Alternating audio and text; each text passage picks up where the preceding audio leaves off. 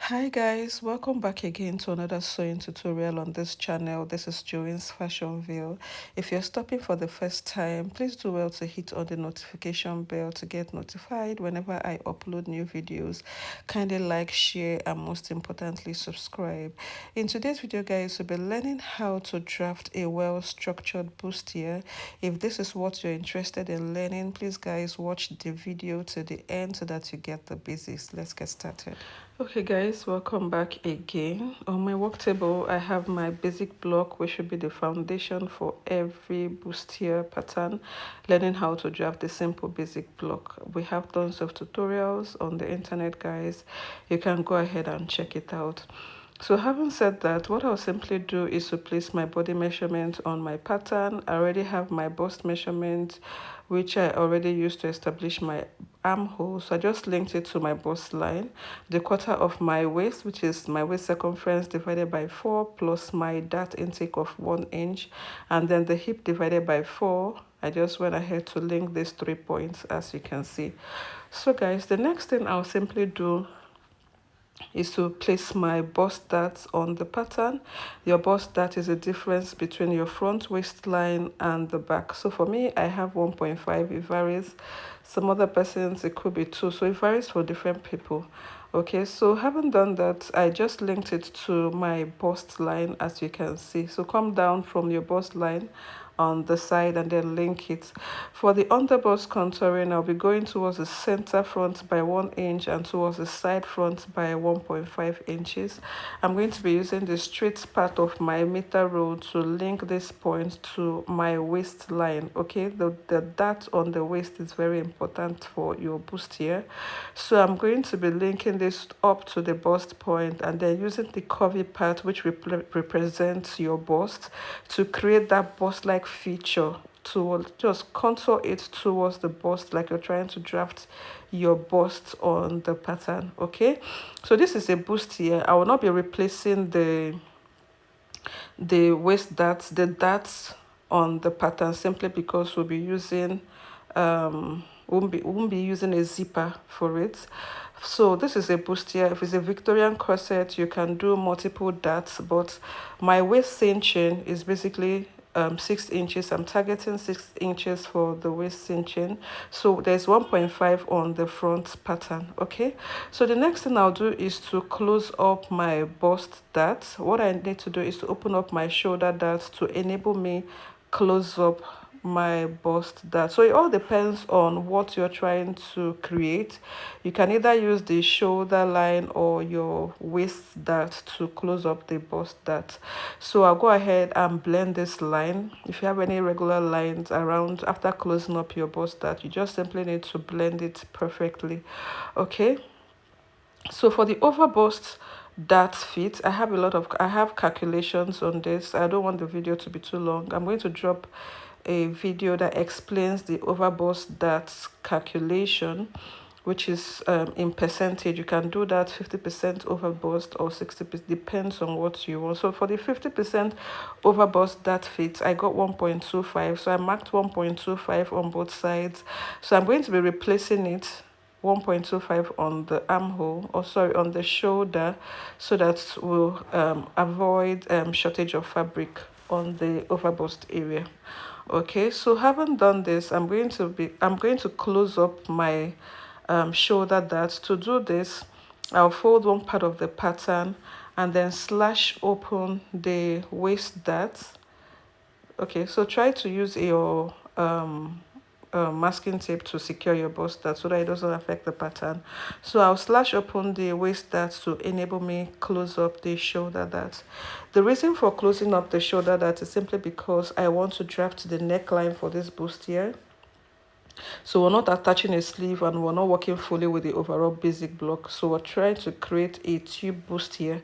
So in other words, I'll close up the shoulder dart, and then I'll go ahead and then create a curve. Okay, so I'm going to be using the curvy part to create that curve. So from the shoulder, I came down by 4 inches, and then from the center front, I came down by 9.5 inches. I think between 9 to 9.5.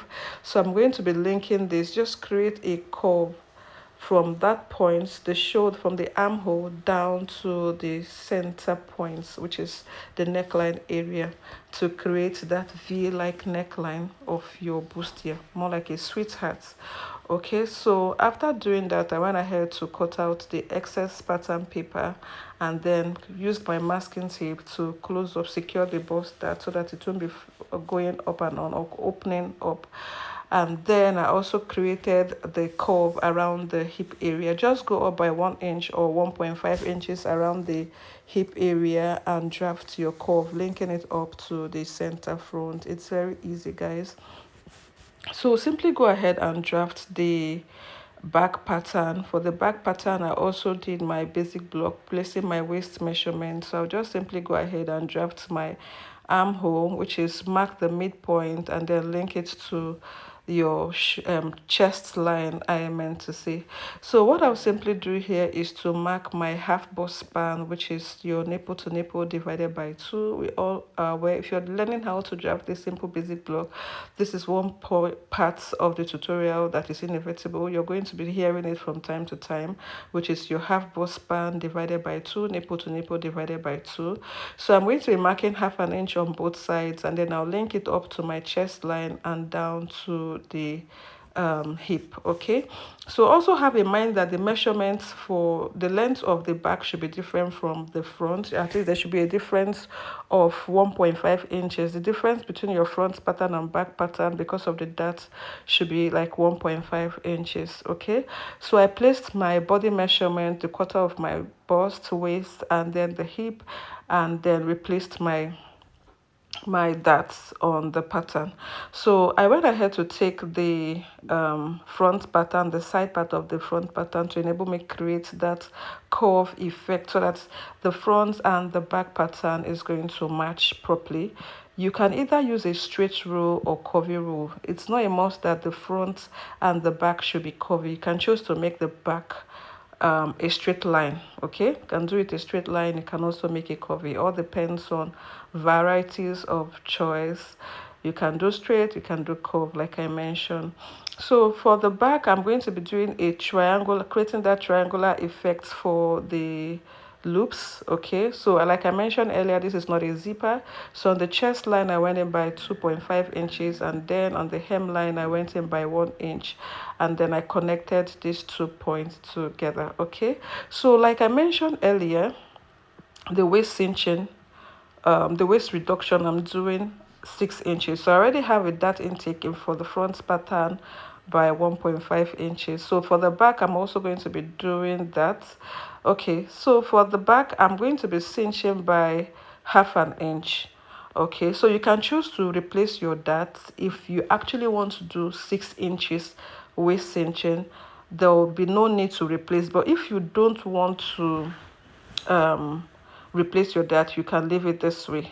Okay, so I'll be marking 0.25 on both sides. On the other side, I'm also trying to cinch the back. The front pattern is 1.5 inches. The back, if you're cinching, do not replace the dart intake. Okay, so I'll be marking 0.25 to give me half an inch on this side. Okay, so overall waist cinching for the back is 1.5 if you do not replace the dart intake, plus additional darts, half an inch darts on the pattern. So when you cut this out, we should be having like 3 panels. Okay, so I'm going to be using my scissors to cut this right out so that we can see how many panels we created for the back pattern. So the waist, the neckline can either be curvy or straight. There's no standard to this. Just, explore different creative ideas for your back pattern. So I'm going to cut out the area for the back. I'll cut out the darts as well for the first panel, and then I'll also cut out the darts for the second and third panel. In other words, we're having 3 panels for the back. Okay, at this point, it's also very important to label your panels, okay, so that you don't get things all mixed up. And then number it as well. You can go ahead and number and then label it as well. So thank you so much, guys. This is the outcome of the back pattern for our overbust bustier. Thank you so much, guys. I'll see you in my next tutorial. Bye.